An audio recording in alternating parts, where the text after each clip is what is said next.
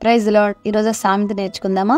సామెతల గ్రంథం 15వ అధ్యాయం 17వ వచనం. పగవాని ఇంట క్రొవ్విన ఎద్దు మాంసం తినుట కంటే ప్రేమగల చోట ఆకుకూరల భోజనం తినుట మేలు.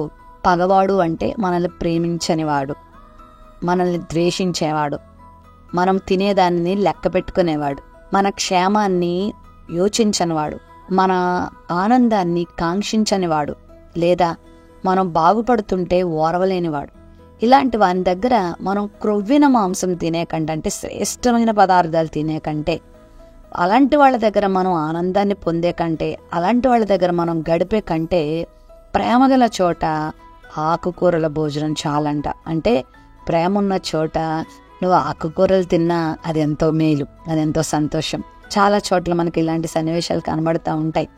పగ, కక్ష, కార్పణ్యాలు పెట్టుకొని పెద్ద పెద్ద హంగులు ఆర్భాటాలతో ఫంక్షన్లు చేస్తారు, లేకపోతే ఏవేవో ఆర్భాటాలు చేస్తారు. అక్కడ ప్రేమ ఉండదు, అక్కడ ద్వేషం, ఒకరి మీద ఒకరికి అసూయ, అక్కడ ఈర్ష్య, అక్కడ ఓర్వలేనితనం కనబడతాయి.